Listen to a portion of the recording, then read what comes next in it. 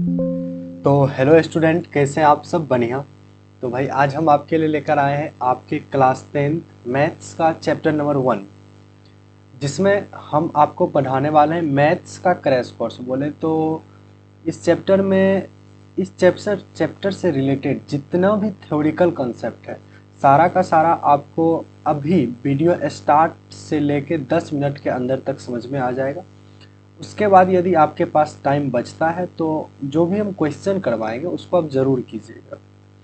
And शायद वो सारा क्वेश्चन करने के बाद आपका जो भी आपके मन में इस चैप्टर से रिलेटेड जितना भी डाउट होगा, सारा का सारा डाउट क्लियर हो जाएगा। तो चलिए स्टार्ट करते हैं हम अपने इस खूबसूरत से चैप्टर रियल नंबर यानी वास्तविक संख्याएं को। तो सबसे पहले हम लोग पढ़ने वाले संख्या के बारे में कि संख्या क्या होती है, संख्या कितने प्रकार की होती है, कौन सी संख्या को कैसे डिफाइन करेंगे, परिमेय संख्या और अपरिमेय संख्या का पहचान कैसे करेंगे, ये सारा चीज़ पहले हम लोग पढ़ने वाले होंगे। ठीक, तो देखिए पहले जो हम लेकर आए वह है हमारी वास्तविक संख्या। क्या है? वास्तविक संख्या। तो वास्तविक संख्या, बात आती है कि वास्तविक संख्या क्या होती है। तो ये वास्तविक संख्या तो यहाँ पे ऊपर में लिखा हुआ है, लेकिन इसका डिफिनीशन बोले तो इसको डिफाइन हम लोग लास्ट में करेंगे तो बेहतर यानी अच्छे से हम लोगों को समझ में आएगा। उससे पहले हम लोग ये पढ़ लेते हैं कि आखिर ये संख्या होती क्या है। तो देखिए क्या है, वो गणितीय वस्तुएं जिनका उपयोग गिनने, मापने और नामांकन करण में किया जाता है उन्हें संख्या कहते हैं। अब जो हमारी मूल संख्या है, बोले जो हमारे पास मूल संख्या है, जो एक्चुअल नंबर है, वो टोटल 10 है। 0 1 2 3 4 5 6 7 8 9। और इसके बाद जितनी भी आप संख्या पढ़ते हैं वो सारी की सारी संख्या कहीं ना कहीं इसी संख्या से बन के मिलती है। जैसे 99। अब 99 में देखिए 9 9, 2 9 से मिली है 99, तो 9 तो इसी ग्रुप का एक संख्या है। तो जितनी भी हमारी संख्या है वो इसी मूल संख्या से बन के बनी है। चलिए उसके बाद जो नेक्स्ट हम लोग पढ़ते हैं प्राकृतिक संख्या। तो प्राकृतिक संख्या है गिनती की सभी संख्याएं प्राकृत संख्या कहलाती है। क्या? फिर से, गिनती की सभी संख्याएं प्राकृत संख्या कहलाती है। अब बात आती है कि ये गिनती की संख्या क्या है। तो गिनती की संख्या, जब आपके पापा बोलते हैं कि चलो गिनती सुनाओ, तो आप कहाँ से स्टार्ट करते हैं? 1 2 3 4 5 6 7 8 गिनना शुरू कर देते हैं। तो क्या आप कभी ऐसा सुनाते हैं, पापा बोले चलो गिनती सुनाओ, पापा 0 1 0 1 2 3, क्या 0 1 2 3? जीरो नहीं लेते हैं हम लोग, एक से स्टार्ट करते हैं, 1 2 3 4 5 6 गिनते जाते जहां मन तक वहां तक। तो ये जो भी हमारी संख्या है गिनती की, उसी को हम लोग प्राकृत संख्या कहते हैं। तो गिनती की संख्या कहाँ से स्टार्ट होती है? 1 2 3 4 5 6 7 8, और इसके बाद आप जहां तक जा सकते हो वो सारी की सारी संख्याएं प्राकृत संख्या कहलाएगी। ठीक, उसके बाद आती है सम संख्या। क्या आती है? सम संख्या। तो सम संख्या हम लोग वैसी संख्या को बोलते हैं जिसमें 2 से पूरा पूरा भाग लग जाए, या फिर जो संख्या 2 से विभाजित हो वो सम कहलाती है। जैसे 2 4 6 8 10 और बहुत सारी संख्या है। उसके बाद है विषम संख्या।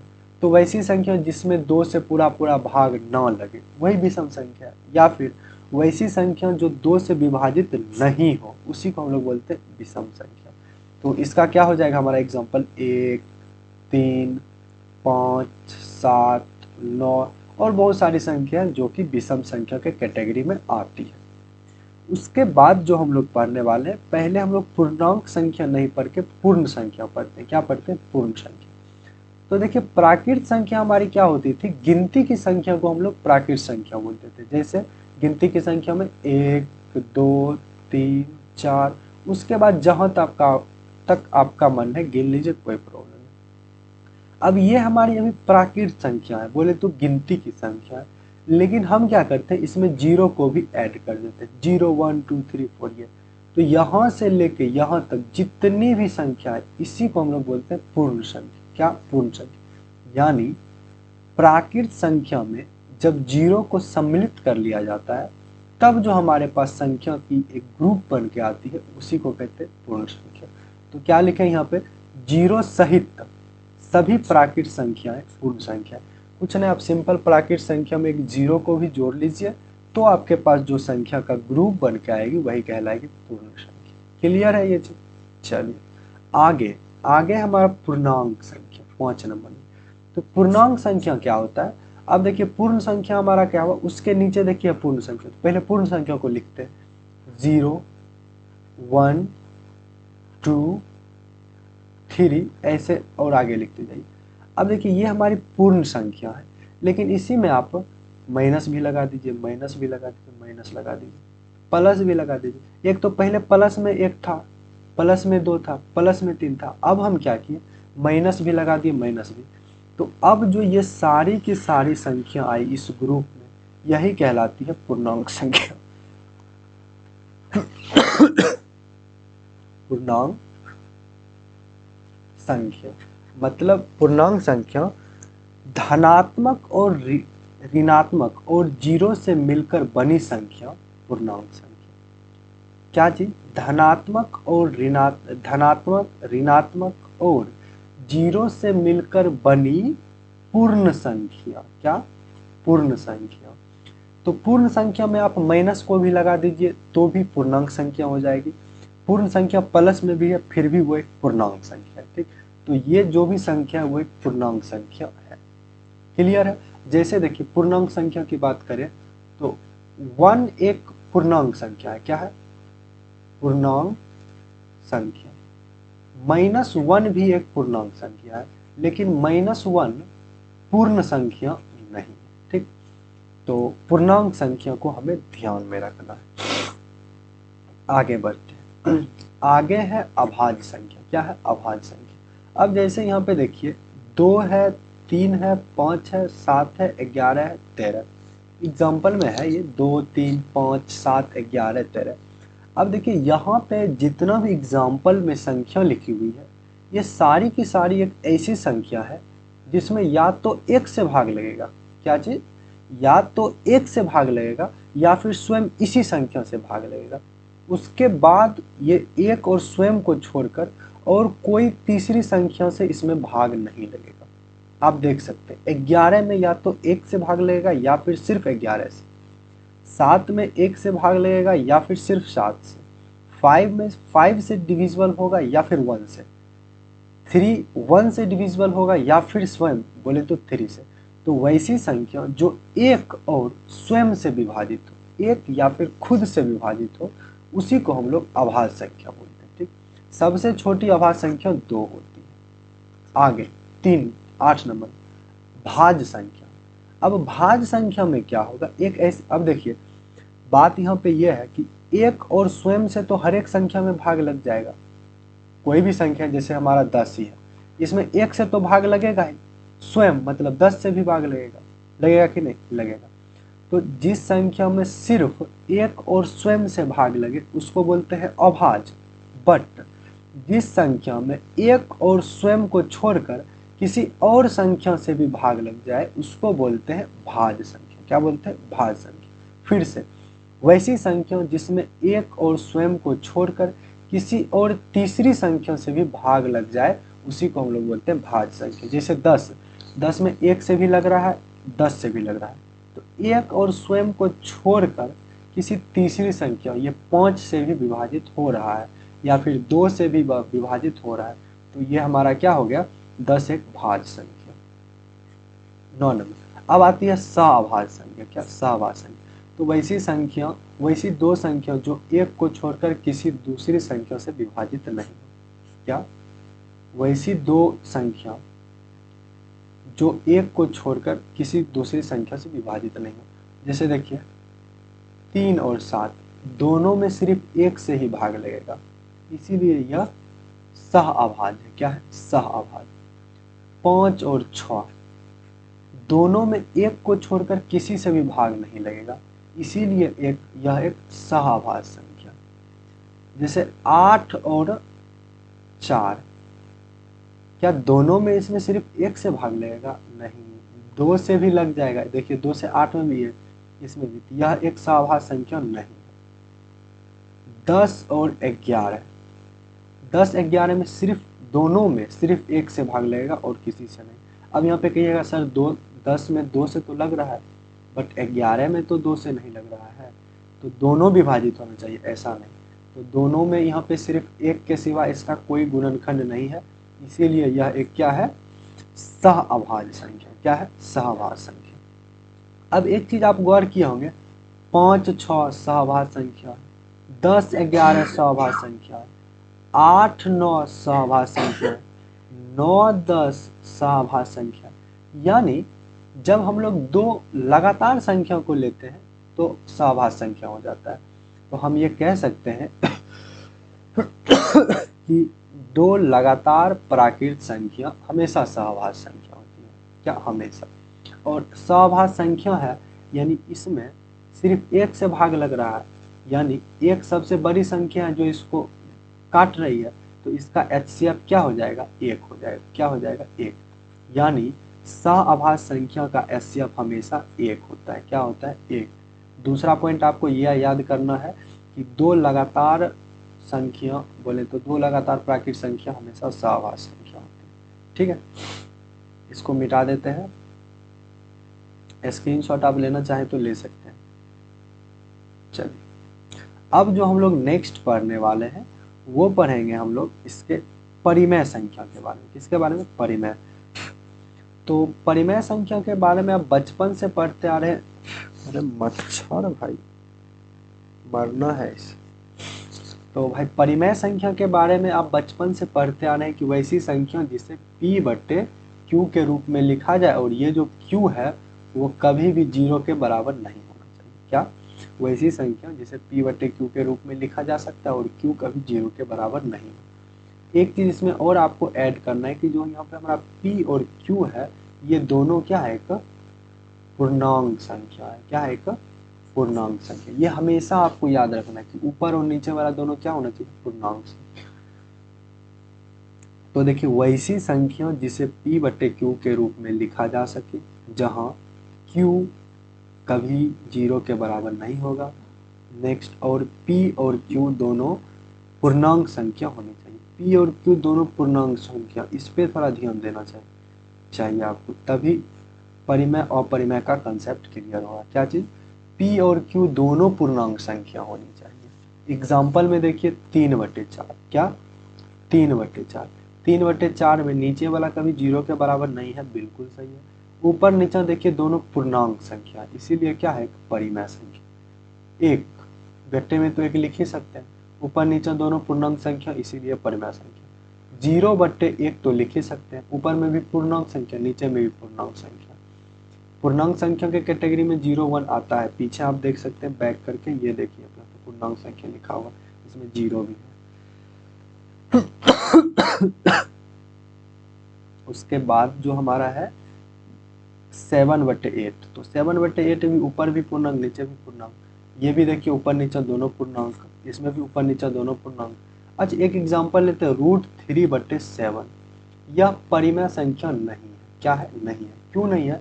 क्योंकि देखिए नीचे में तो पूर्णांक संख्या है लेकिन ऊपर में पूर्णांक संख्या नहीं है, इसीलिए यह एक कौन सी संख्या है? अपरिमेय संख्या। क्या है? अपरिमेय। जो संख्या परिमेय नहीं होगी वो ऑब्वियस सी बात है अपरिमेय संख्या होगी। ठीक है, जैसे √3/4। अब देखिए √3/4 मतलब क्या? √3/2, क्योंकि 4 का तो वर्गमूल 2 आ जाएगा। तो ये भी एक अपरिमेय संख्या है, परिमेय नहीं है। क्यों नहीं है? क्योंकि जो ऊपर वाला संख्या है, अगर इसको हम लोग P बोलते, निचलका को Q बोले, तो Q के बारे में तो बात सही है कि Q 0 के बराबर नहीं होना चाहिए, जो कि नहीं है। Q पूर्णांक संख्या होना चाहिए, है भी। लेकिन P भी एक पूर्णांक संख्या होना चाहिए। यहाँ से देखिए ना, P भी एक पूर्णांक संख्या, लेकिन P पूर्णांक संख्या नहीं है। √3 पूर्णांक संख्या नहीं है, आप देख सकते हैं पीछे। यहाँ पे देखिए पूर्णांक संख्या में कहीं हम लोग √3 लिखे हैं? नहीं लिखे हैं, ना ही कोई दशमलव वाला संख्या लिखे। तो इस तरह आपको ये समझ में आ जाना चाहिए। अपरिमेय संख्या क्या है? अपरिमेय संख्या वैसी संख्या जिसका दशमलव प्रसार अशांत और अनावृत्ति हो। क्या हो? अशांत और अनावृत्ति।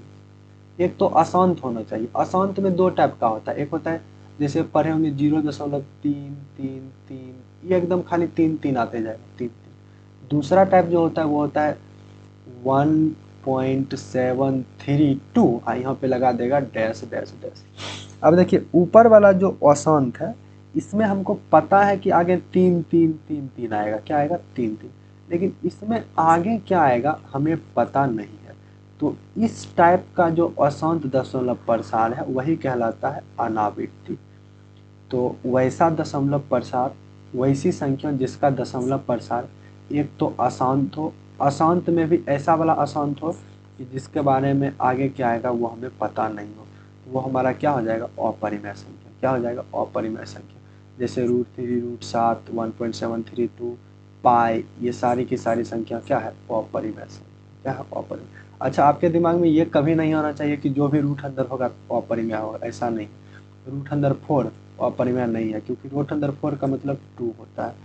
रूट अंदर 3/12, इसके बारे में बात करते हैं। तो देखिए 3 चौका 12, इसको लिख सकते हैं 1/4 रूट अंदर। 1/4 मतलब 1/2। तो ये क्या है ये क्या है एक परिमेय है। ऐसा नहीं सोचना है कि रूट अंदर है तो अपरिमेय हो जाएगा। पहले हम लोग उसको सॉल्व करेंगे, देखेंगे छोटा बड़ा कुछ होने वाला है, फिर देखेंगे। अब आती है वास्तविक संख्या। क्या आती है वास्तविक संख्या। तो है वास्तविक संख्याएं। तो वास्तविक संख्या परिमेय और अपरिमेय संख्या के समूह को वास्तविक संख्या कहते हैं। क्या परिमेय और अपरिमेय संख्या के समूह को वास्तविक संख्या कहते हैं। अगर हम इसका एक लाइन में बोले कि वास्तविक संख्या क्या होता है, तो भाई सिंपल आपको याद रखना है। अभी तक आप जितना भी संख्या पढ़े हैं, बचपन से लेकर 55 तक, यानी अभी तक जितनी भी संख्या के बारे में पढ़े हैं, सारी की सारी संख्या वास्तविक संख्या के कैटेगरी में आएगी। आगे जो नेक्स्ट हम लोग टॉपिक उठाए हैं वो है हमारा यूक्लिड विभाजन एल्गोरिथम। क्या है यूक्लिड विभाजन एल्गोरिथम। तो बहुत इजीली हम लोग इसको समझेंगे कि यूक्लिड विभाजन एल्गोरिथम क्या होता है। अब यहाँ पे देखिए लिखा हुआ a बराबर BQ प्लस R, जहाँ पे R 0 से बड़ा और B से छोटा। अभी आपको ये समझ में नहीं आ रहा होगा कि क्या हम लिख रहे हैं। अब पहले बात करते हैं कि आखिर ये यूक्लिड विभाजन एल्गोरिथम हम लोग पढ़ रहे हैं क्यों। तो भाई इसका जो हमारे जीवन में जो काम है, हमारे मैथ्स में जो इसका काम है, वो काम है दो संख्याओं का HCF निकालना। यानी यूक्लिड विभाजन एल्गोरिथम की सहायता से हम दो संख्या का HCF इजीली निकाल लेंगे। ठीक है, इजीली निकाल लेंगे। तो अब बात करते हैं कि यूक्लिड विभाजन एल्गोरिथम होता क्या है। तो उसके लिए हमें लाना पड़ेगा एक खाली पेज। तो सबसे पहले हम एक खाली पेज कर लेते हैं, इंसर्ट। तो यूक्लिड विभाजन एल्गोरिथम क्या होता है इसको समझते हैं हम लोग। अब देखिए, जैसे आपको बोला कि इसमें भाई 55 में 2 से 555 में किससे भाग दो, 2 से भाग दो। किससे भाग दो, 2 से भाग दो। हम क्या किए, 2 दूना 4 आया कितना 1, यहाँ पे लिखे 5, 2 सती 14 आया 1, इसको कट के आया 5, 2 सती 14, 1 आ गया। अब एक चीज देखिए, ये वाला जो है यहाँ नीचे वाला वो यहाँ का से कम आ गया। क्या, ये ऊपर वाला से कम आ गया, मतलब भाग नहीं ले गए। हम यहाँ पे क्या कर लेंगे, ब्रेक कर देंगे। क्या कर देंगे, ब्रेक। अच्छा, अब इसका कलर कर लेते थोड़ा चेंज। अब ये जो 2 है हमारा और ये इसका, सबका अपना अपना एक नाम है। क्या है, एक नाम है। तो जो नीचे में आता है उसको हम लोग बोलते हैं शेषफल। क्या बोलते हैं, शेषफल। यहाँ जो आता है उसको हम लोग बोलते हैं भागफल। ये इसको बोलते हैं हम लोग भाज्य। क्या बोलते हैं, भाज्य। इसको बोलते हैं भाजक। क्या बोलते हैं, भाजक। अब आप पढ़े होंगे क्या, भाज्य बराबर भाजक गुना भागफल जोड़ शेषफल। ये चीज आप जरूर पढ़े होंगे कि जो हमारा भाज्य होता है वो भाजक गुने भागफल जोड़ शेषफल के बराबर होता है। अगर नहीं पढ़े होंगे तो भाई बचपन में इतना तो सर जरूर बोले होंगे कि तुम्हारा भाग अगर सही है या गलत, अगर तुमको चेक करना है तो तुम क्या करो, इसको और इसको, क्या, इसको और इसको आपस में गुना कर दो और जो आएगा उसको उसमें 1 जोड़ दो। अगर वो 555 के बराबर आ गया तो तुम्हारा तो तुम्हारा भाग्य सही है। मतलब फर्स्ट और सेकंड को जोड़ो, तीसरा को इसमें ऐड कर दो। यानी भाजक गुना भागफल जोड़ शेषफल बराबर भाज्य। यही तो सर भी बोल रहे थे। अब सोचिए, अगर यहाँ पर एक संख्या a है, दूसरी संख्या b है, a को b से हम लोग भाग दिए तो हम मान लेते हैं कि भागफल के जगह पे आया q और शेषफल के जगह पे आया r। क्या आया? r। तो हम लोग इस चीज को कैसे लिखेंगे? a बराबर b भाजक गुना भागफल q जोड़ शेष, बोले तो a बराबर बी क्यू जोड़ r। ये लिखेंगे क्या? ऑफ कोर्स लिखेंगे। अच्छा, यहाँ पे देखिए जो हमारा शेषफल होता है, क्या होता है? जो शेषफल हमारा होता है वो ऊपर वाला यानी भाजक से छोटा होता है, क्योंकि अगर एक से ये जैसे 3 यहाँ पे आ जाता तो फिर से भाग लग जाता है। अब चूंकि भाग नहीं लग रहा है, मतलब ये कम है यहाँ का से, तो हम लोग को ये लिखना पड़ेगा कि जो हमारा शेषफल होता है, शेष, यहाँ समझ लीजिएगा शेषफल लिखा हुआ, वो या तो 0 के बराबर हो सकता है या उससे बड़ा, लेकिन छोटा होगा किससे? भाजक से हमेशा। तो शेषफल को हम लोग यहाँ पे r से डिनोट किए हैं, तो ऐसा लिखा जा सकता है कि जो हमारा r है वो 0 के बराबर या उससे बड़ा, छोटा होगा किससे? भाजक से। भाजक मतलब 20। अब ये जो है ना, इसी को हम लोग बोलते हैं यूक्लिड विभाजन एल्गोरिथम। बस सिंपल ये इस तरह को ये इस तरह लिख दिया तो इसका नाम पड़ गया यूक्लिड विभाजन एल्गोरिथम। यूक्लिड विभाजन एल्गोरिथम क्या? a बराबर B Q plus R. a बराबर बी क्यू प्लस आर, जहाँ पे a b दो संख्या है, a को b से भाग दिया गया, किसको? a को b से भाग दिया गया, तो q बार में लगा और शेष बचा r। क्लियर है ये चीज? बस यही है हमारा a बराबर बी क्यू प्लस आर। देखिए पीछे में भी वही लिखा हुआ था, a बराबर बी क्यू प्लस आर। क्या? a बराबर बी क्यू प्लस आर। अच्छा, यहाँ पे a हमारा क्या है? भाज। b बराबर क्या है? भाजक। q बराबर क्या है? भागफल। r क्या है? शेषफल। बस यही यहाँ पे देखिए दो धनात्मक पूर्णांक a और b दिए रहने पर, अब यहाँ पे देखिए आपको दे दिया 3 में 4 से भाग दो, उसके बाद यहाँ पे खुद दे आ जाएगा, यहाँ पे खुद दे आ जाएगा। तो क्या कहता है?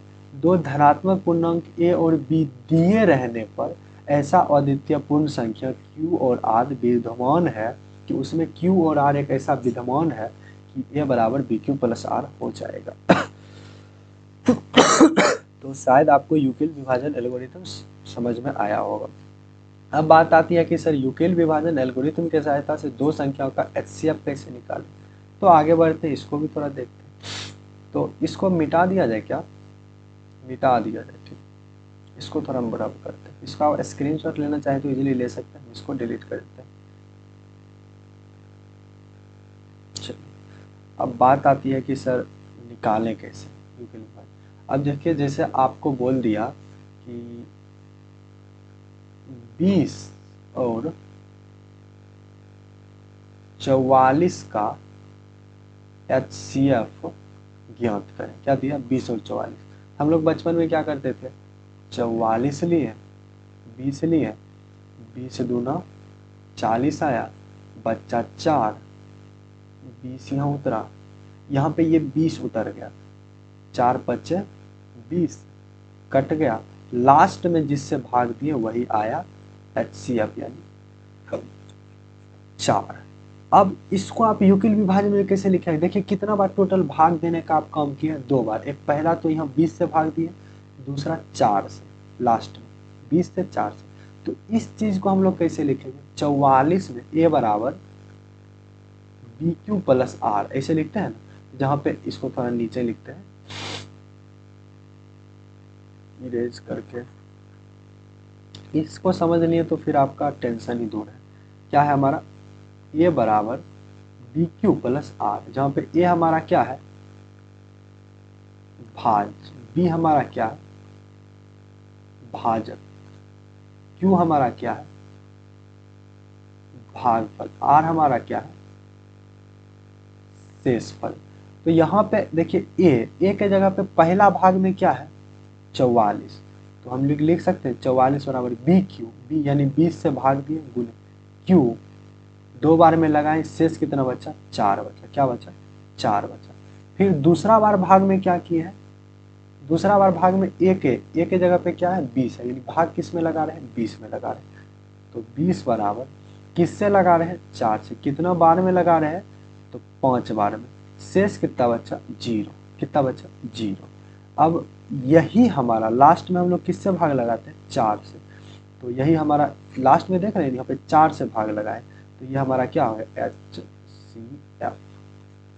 यानी ऐसा काम करते जाना है और जब तक लास्ट में 0 ना आ जाए तब तक करना है, उसके बाद लास्ट में HCF 0। ठीक है, बस सिंपल इसी को ऐसे लिख देना। जैसे आपको दे दिया, मान लीजिए कुछ भारी भरकम लेते हैं, भारी भरकम में क्या लेते हैं 25 और 44 का HCF करते हैं इसका। तो 25 में भाग देते हैं 44 से, तो 25 एकम 25, ये कितना आ जाएगा, 14 में से 5 गया, यानी बोले तो 25 45 19 आ जाएगा ये। इसको भाग देंगे 25, तो 19 एकम 19, ये हमारा कितना 6 आया। फिर यहाँ पे आएगा 19, 6 तरीका 18, बच्चा शेषफल 1, यहाँ पे 6 दिए, 1 6 का 6 गया कट। अब यहाँ पे HCF हमारा क्या आया, 1 आया। अब बोलता कि यूक्लिड विभाजन एल्गोरिथम की सहायता इससे इसका HCF निकाले। तब हम लोग क्या करते हैं, पहले कहीं बगल में ऐसा काम कर लेते, उसके बाद पहला स्टेप लिखते हैं, फिर दूसरा स्टेप लिखते हैं, फिर तीसरा जगह भाग दिए उसको बढ़िया से यूक्लिड वाला लिखते हैं, फिर चौथा में लिख दिए उसको। तो पहला का हम लोग लिखते हैं पहला में 44 में भाग दिए 25 से, लगा एक बार में, शेषफल आया 19। चलिए पहला स्टेप खत्म। दूसरा स्टेप में 25 में भाग दिए किससे, 19 से, गुना कितना बार में लगा, एक बार में लगा, शेषफल कितना बचा, 6 बचा। तीसरा स्टेप चलते हैं। तीसरा में 19 में भाग दे रहे हैं किससे, 6 से, कितना बार, 6 तरीक 18, बचेगा 1। अब देखिए एक चीज़ आप देख रहे होंगे, जो यहाँ है वो आगे आ जाता है, जो यहाँ है वो आगे आ जाता है, और लगाते हैं किससे, जो शेषफल, इसमें भी देख रहे हैं, जो शेषफल बचता है उससे भाग लगाते हैं, जो शेषफल बचता है उससे भाग लगाते हैं, जो शेषफल बचता है उससे भाग लगाते हैं। तो यहाँ पे अब बताइए, ये जो हमारा 6 है वो यहाँ, जैसे यहाँ पे 25 यहाँ आ गया, 19 यहाँ आ गया, उसी तरह 6 यहाँ आ जाएगा, और लगाते हैं हम लोग शेषफल से, तो 1 से लगाएंगे, 1 6 का 6, बचेगा 0। तो अगर लास्ट में 0 आ जाए तो वहीं पे हम लोग रुक जाते हैं बस। और लास्ट में किससे लगा रहे हैं, 1 से, तो वही हमारा क्या हो गया, HCF बराबर 1। आप लिख दीजिएगा कि 25 और 44 का HCF 1। यह चीज़ क्लियर हो गया होगा शायद आपका। चलिए फिर तो आगे बढ़ते हैं। अगर ये क्लियर हो गया तो आप एक HW में लिख लीजिए कि 74 और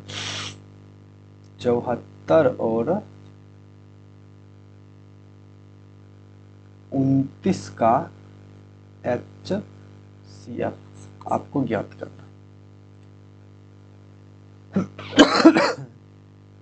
चलिए फिर आगे बढ़ते हैं। नेक्स्ट जो हम लोग थ्योरम पढ़ने वो है हमारा अंकगणित का आधारभूत परिमेय। क्या है, अंकगणित का आधारभूत परिमेय थ्योरम है। तो पहले इसको हम लोग नहीं समझेंगे, पहले समझ लेते हैं कि ये अंकगणित का आधारभूत परिमेय है क्या। तो जैसे देखिए आपको दिया गया है 25, क्या दिया गया है 25, यह एक भाज्य संख्या, क्या है, भाज्य संख्या। अब आपको इस भाज्य संख्या को हम बोलेंगे, लिखिए किसके रूप में, अभाज्य संख्या के गुणनफल के रूप में। तो आप कैसे लिखिएगा, सिंपल ऐसे लिखिएगा, 25 बराबर 5 गुने 5।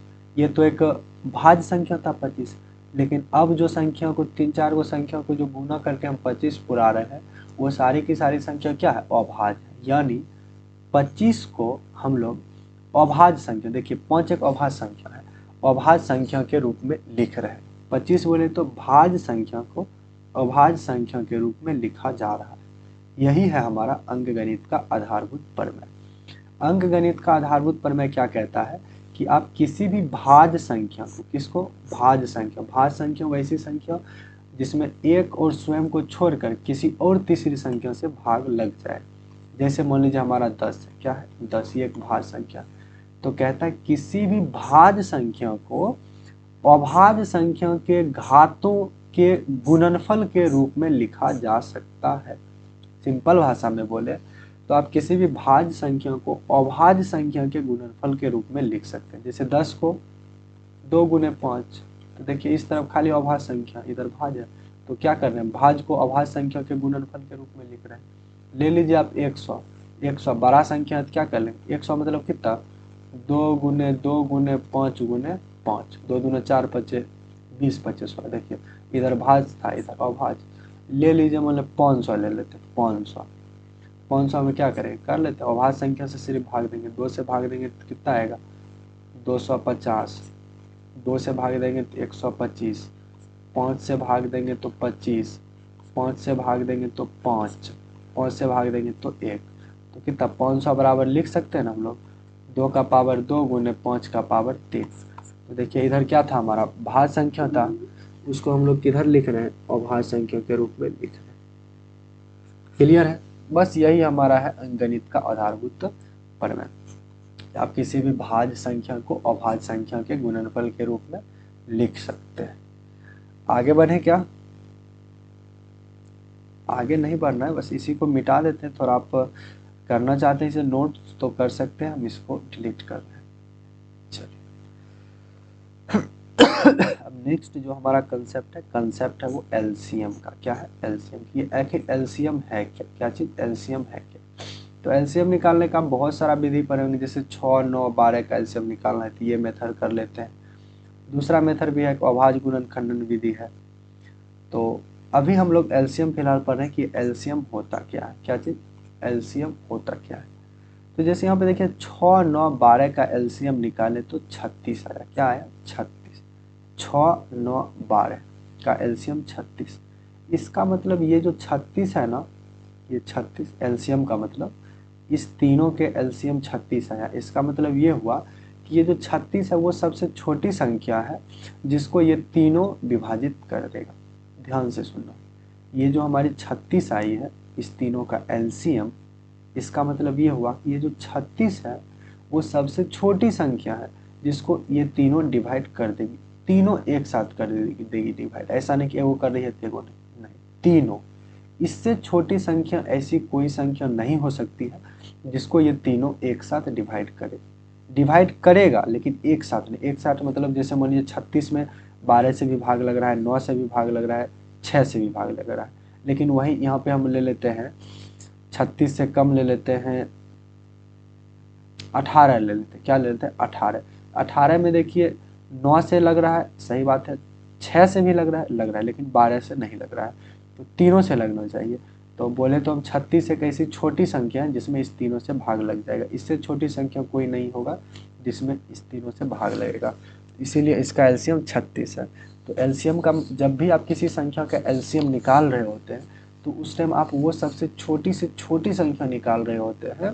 क्या चीज़, वो छोटी से छोटी संख्या निकाल रहे होते हैं जिसको वो संख्या डिवाइड कर दे।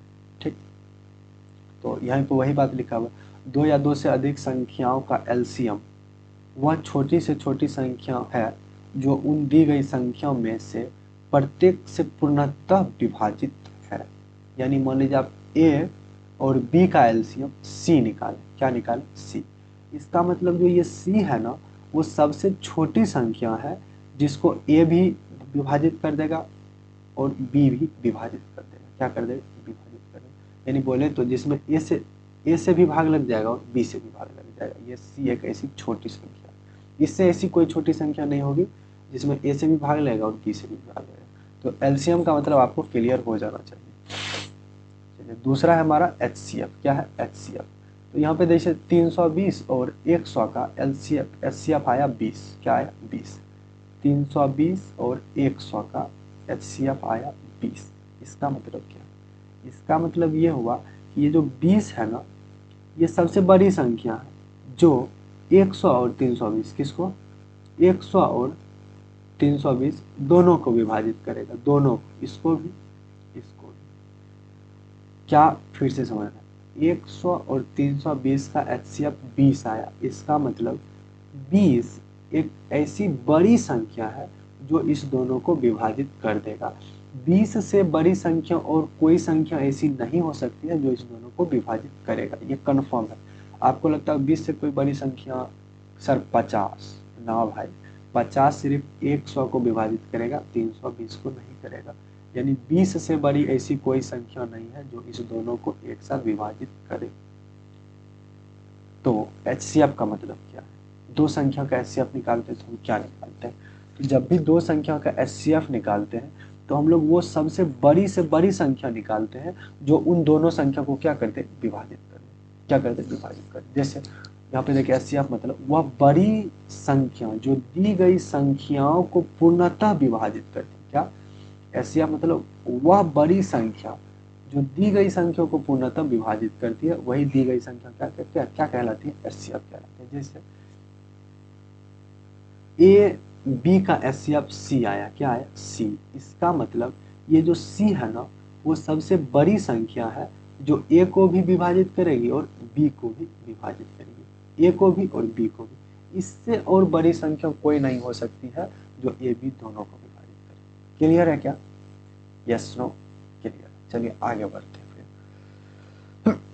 हाँ, यदि HCF और LCM का बेहतर बोले तो गजब वीडियो देखना चाहते हैं तो आप हमारे यहाँ वीडियो के ऊपर में देखिए आई बटन आ गया होगा, उस पर क्लिक करके HCF LCM बोले तो कैसा आप HCF कैसा भी क्वेश्चन दे आप इजीली सॉल्व कर सकते हैं। जितना भी LCF LCM निकालने का मेथड होता है वो सारा का सारा बताएं, बचपन से लेकर 55 तक बताएं।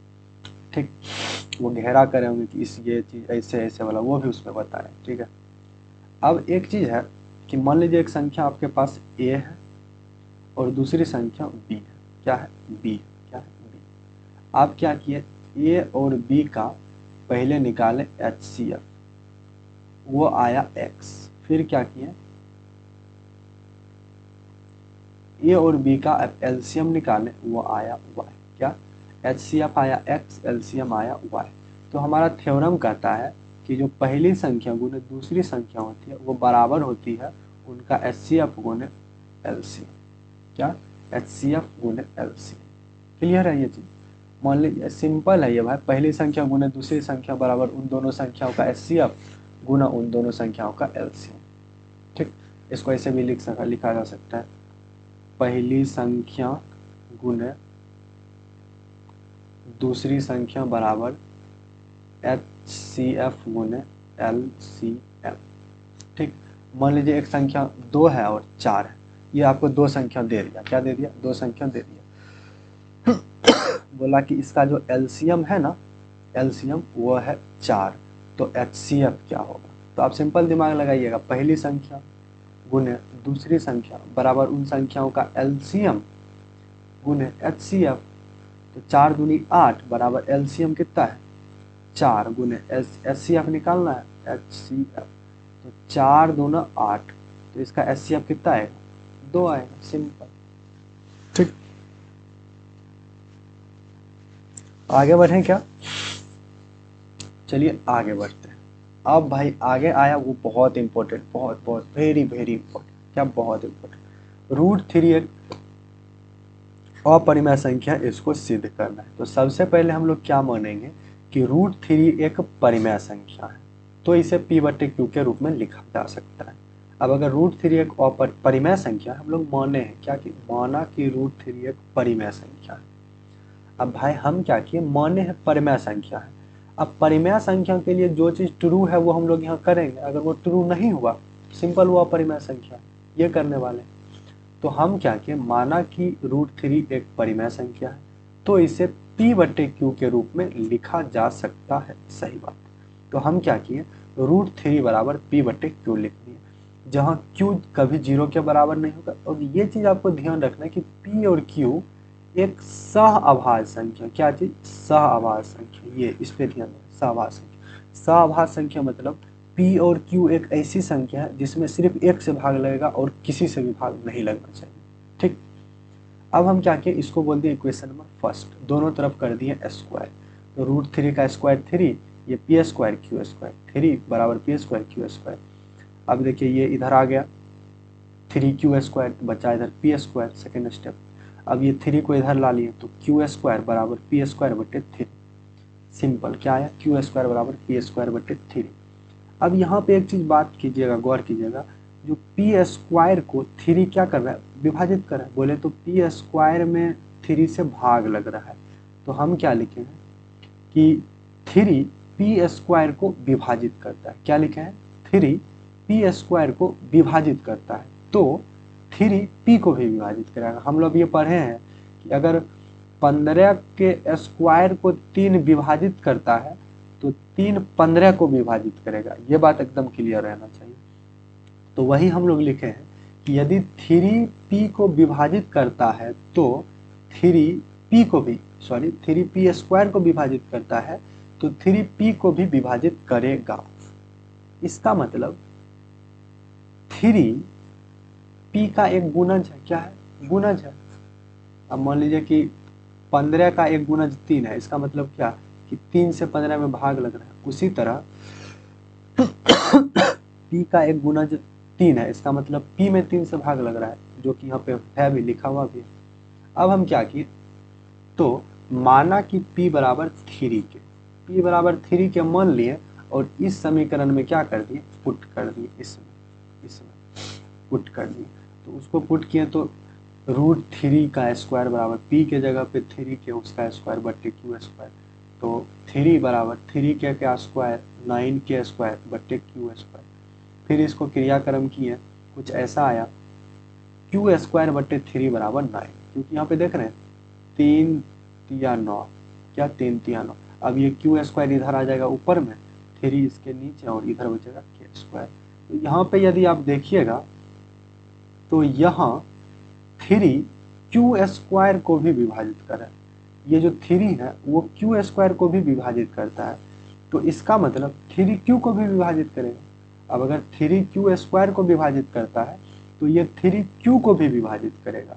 हम पहले पढ़ें, बुक में पढ़ें, ये थ्योरम है कि अगर कोई संख्या एक्स स्क्वायर को डिवाइड कर रही है तो वो एक्स को भी डिवाइड करेगी। उसी अनुसार यदि 3 क्यू स्क्वायर को विभाजित करती है तो 3 क्यू को भी विभाजित करेगी, अर्थात 3 क्यू का एक गुणज है। 3 क्यू का एक गुणज है, मतलब क्यू में 3 से भाग लग रहा है, जो कि ऊपर बात कह रहा है। अब बताइए P और Q दोनों में 3 से भाग लग रहा है, ये बात तो गलत है, नहीं लगना चाहिए। क्यों नहीं लगना चाहिए, क्योंकि हम लोग बोले हैं कि PQ क्या है, एक सहभाज्य संख्या। सहभाज्य संख्या ऐसी होती है जिसमें सिर्फ 1 से भाग लगे, लेकिन इसमें जैसे जैसे हम करते आए उसमें 3 से भी भाग लग रहा है, इसका मतलब ये गलत है। तो यहाँ पे हम क्या लिखे, यहाँ पर P और Q का एक के सिवा एक और गुणनखंड है, क्या है, 3, जबकि हमने माना था कि P और Q एक सहभाज्य संख्या। हम बोले थे कि गुणनखंड नहीं होना चाहिए अगर सहभाज्य संख्या, तो मेरा मानना गलत हुआ। इसीलिए √3 एक अपरिमेय संख्या है, इसीलिए √3 एक अपरिमेय संख्या है। तो ये चीज़ आपका पूरा क्लियर हो गया होगा, ठीक। तो हम आगे बढ़ते हैं। आगे है कि √5 एक अपरिमेय संख्या है। तो सिंपल आप पहले वाला कॉन्सेप्ट इसका लगा के आप चाहे तो इसका स्क्रीनशॉट ले सकते हैं, हमें नो प्रॉब्लम। इसको हम डिलीट कर देते हैं सारा को, आप स्क्रीनशॉट ले लीजिए लिखने के लिए अपने कॉपी में, ठीक। ये आप स्क्रीनशॉट ले सकते हैं।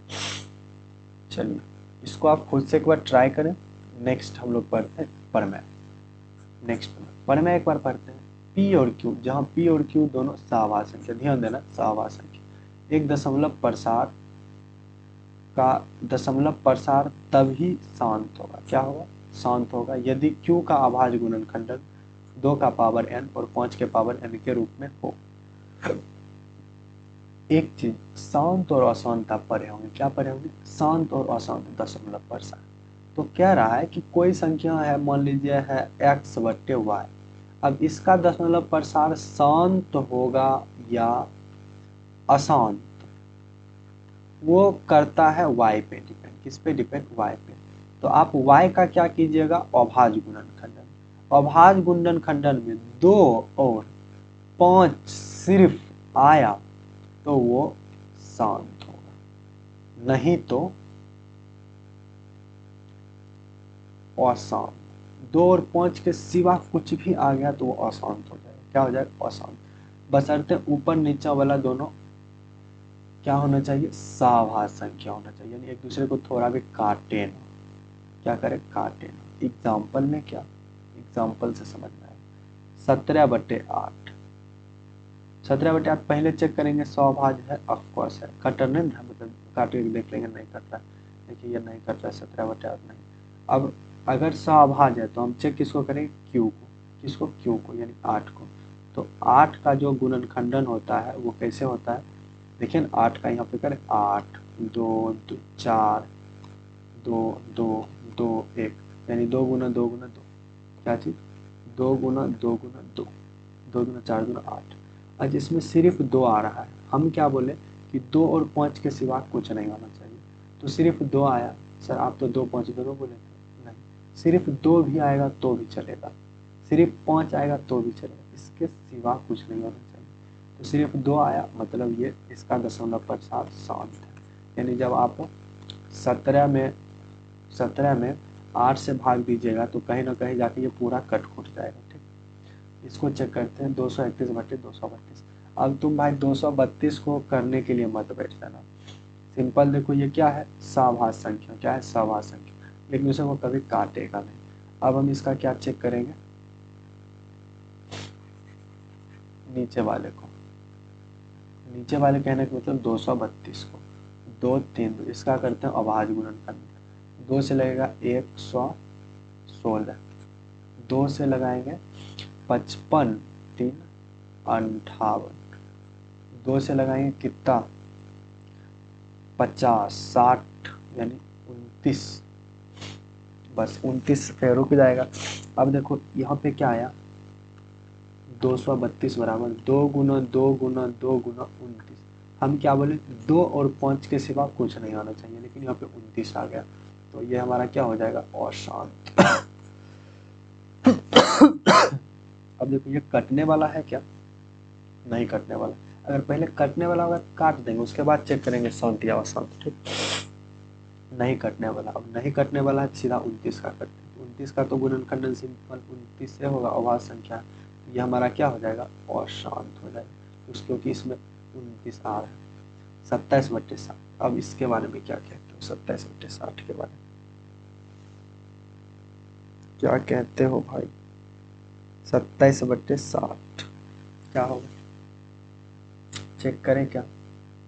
तो अगर इसको चेक करना है तो हम आपको बताते हैं कि अगर पहले आपको काटना हो तो आप काट दीजिए। क्या कर दीजिए? कटने वाला है तो काट दीजिए।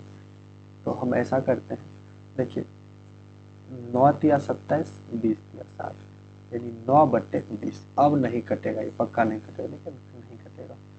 1 से नहीं लगेगा, 2 से 3 से 4 से 5 से 6 से 7 से 8 से 9 से नहीं लगेगा। तो अब नीचे वाला को हम करेंगे गुणनखंडन 20 का।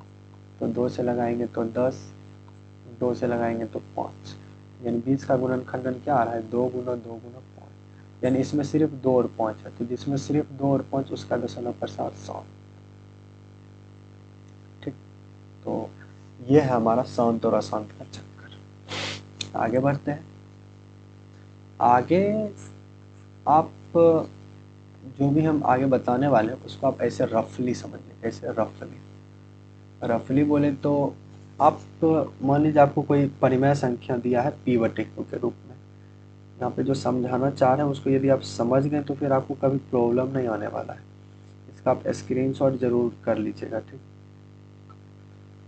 1 मिनट, थोड़ा इसको हम लोग कर देते हैं छोटा, या रहने देते हैं फिर कोई नहीं। अब देखिए जो परिमेय संख्या है जिसे आप p/q के रूप में लिखते हैं, उसका दशमलव प्रसार 2 टाइप का आ सकता है। कितना? 2 टाइप का।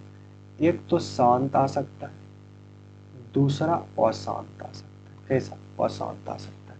शांत मतलब ये हुआ कि जैसे 4.35 शांत। क्या है? शांत। शांत मतलब ये, जैसे देखिए आप मान लीजिए 56 में भाग लगा रहे हैं 5 से, तो 5 एकम 5 कट गया, उतरा 6, 5 एकम 5 उतरा 1 दशमलव दिए 0 आया, 5 दूना 10, ये हमारा कट हो 11.2 आया। क्या आया? 11.2। एक दूसरा हम लोग भाग देते हैं, 10 में भाग देते हैं 3 से। तो 10 में जब 3 से भाग देंगे, 3 तिया 9 आया 1, फिर दशमलव डालें 0, 3 तिया 9 आया 1, फिर 0, 3 तिया 9 1, फिर 0, 3 तिया 9 1। अब देखिए ये 3 3 3 3 हमेशा आते रहेगा, हमेशा आते रहेगा। लेकिन यहाँ पे जब भाग दिए, पहला वाला भाग दिए तो पूरा पूरा कट गया, यहाँ पे 2 आया, खत्म। लेकिन दूसरा वाला भाग में देखिएगा ये 3 3 आते जा रहा है, तो ये जो आया ना इसको हम लोग बोलते हैं शांत। लेकिन ये जो आया इसको हम लोग बोलते हैं अशांत। क्या बोलते हैं? अशांत। तो उसी तरह मान लीजिए 4.35 क्या है? एक शांत है। अशांत ये है। अब जो ये हमारा अशांत होता है ना, ये भी 2 टाइप का होता है। कैसा होता है? 2 टाइप का। कितना टाइप का? 2 टाइप। एक होता है आवर्ती, आवर्ती, दूसरा होता है अनावर्ती। अब आवर्ती में क्या होता है? आवर्ती हुआ इस टाइप वाला, ये वाला, जैसे 0 यहाँ पे क्या आया? 3.33333। अच्छा, इसको कोई आदमी ये भी लिख सकता है 3.3 देते, इसके ऊपर रैकरिंग। रैकरिंग का मतलब ये हुआ कि जिसके ऊपर रैकरिंग है ना वो बार बार आगे आते रहेगा। ठीक। अब अनावृत्ति का मतलब ये हुआ जैसे 1.732, यानी इसके बाद क्या आएगा आपको पता नहीं है। तो इस टाइप का जो दशमलव प्रसार हुआ वो हुआ अनावृत्ति। आवृत्ति में क्या हुआ? आवृत्ति में तो अशांत है ही, लेकिन इसके आगे 3 3 आएगा, ये हमें पता है। तो शांत दशमलव प्रसार परिमेय संख्या के अंदर आएगा, अशांत दशमलव प्रसार परिमेय संख्या के अंदर आएगा, लेकिन उसमें से वही आएगा जो आवृत्ति है। क्या है? आवृत्ति। इस टाइप का जो है वो होता है अपरिमेय संख्या के अंदर, अपरिमेय संख्या। इसीलिए आप अपरिमेय संख्या के डिफिनीशन में पढ़े होंगे, वैसी संख्या जिसका दशमलव प्रसार अशांत हो उसमें भी अनावृत्ति हो। क्या हो? अशांत और अनावृत्ति। ये नहीं पढ़े होंगे कि अशांत हो, सिर्फ नहीं, सिर्फ अशांत नहीं, सिर्फ अशांत में 2 कंडीशन बनता है, आवृत्ति और अनावृत्ति। लेकिन जब आपको बोल दे कि अशांत में अनावृत्ति मतलब अपरिमेय, अशांत में अनावृत्ति मतलब अपरिमेय। ठीक। तो आगे बढ़ते। तो हम यहाँ पे ये बताना चाहते हैं जो शांत है वो परिमेय संख्या होगा, जो अशांत है या फिर जिसके ऊपर रेकरिंग है, यानी बोले तो जिसके आगे क्या आएगा वो हमें पता है, वो भी परिमेय है। एग्जाम्पल, निम्नलिखित में कौन एक परिमेय संख्या को सूचित करता है? पहला, नहीं। क्यों? क्योंकि ये अशांत है, डैश डैश है, डैश डैश है, अशांत है। अनावृत्ति है। क्यों है अनावृत्ति? क्योंकि 2 के बाद क्या आएगा हमें पता नहीं। ये 1.47, ये शांत है। तो शांत वाला तो हमेशा क्या होता है? परिमेय होता है। ये देखिए, ये तो भाई 10 डैश डैश है तो अशांत है। अशांत में ये आवृत्ति है, आगे 3 3 आएगा। क्या आएगा? 3 3। तो अशांत में आवृत्ति मतलब परिमेय संख्या है। इसे P/Q के रूप में लिखा जा सकता है। ये देखिए 0.12 012 0012 00012। ये देखिए पहले आया 2 0, फिर 3 0, फिर आगे बढ़ते जाएगा। मतलब इसके बारे में नहीं कहा जा सकता, एक को चीज़ बार बार रिपीट नहीं हो रहा है। इसमें देखिए 3 3 रिपीट हो रहा था, लेकिन इसमें ऐसा कुछ नहीं, कोई भी संख्या रिपीट नहीं हो रही। ये अपरिमेय के कैटेगरी में आ जाएगा, मतलब अनावृत्ति वाला है ये। ठीक। आगे है, मतलब अब जो संख्या आएगी फिर 1 2 3 4 5 6 7 8 से लो फिर 9 तक, फिर उसके बाद 1 2 3 4 5 6 7 8 9, फिर उसके बाद 1 2 3 4 5 6 7 8 9। यानी इसमें हमें पता है कि बार बार एक चीज दोहराया जा रहा है, मतलब क्या हो जाएगा? परिमेय। ये अपरिमेय। ठीक। तो ये चीज क्लियर है आपका? Yes no? चलिए एक बार टाइम देख लेते कितना टाइम हुआ जी। तो हमारा 21:54 हुआ टाइम।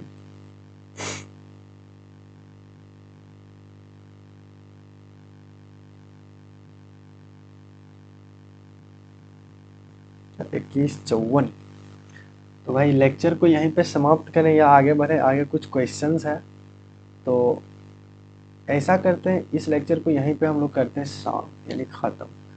तो आप ज़रूर इस लेक्चर को पूरे क्लियर देखिए, पूरे अच्छे से देखिए, एंड कुछ कुछ ना कुछ आपको इसमें सीखने के लिए ज़रूर ही मिलेगा। तो आज हम इस लेक्चर को करते हैं यहीं पे समाप्त। आप लोग पढ़ते लिखिए, पढ़ते रहिए, एंड जो भी क्वेश्चन प्रैक्टिस के लिए हम देते हैं उसको ज़रूर बनाइए, ज़रूर सॉल्व कीजिए, ठीक?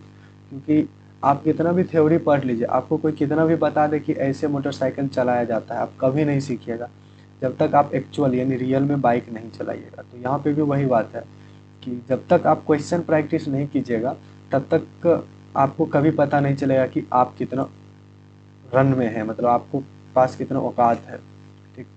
तो मिलते हैं हम लोग नेक्स्ट लेक्चर में, क्वेश्चन आंसर में, इसका पार्ट 2। तब तक के लिए बाय, टाटा, गुड नाइट, सभी को खुश रहिए, खुशियाँ बांटते रहिए।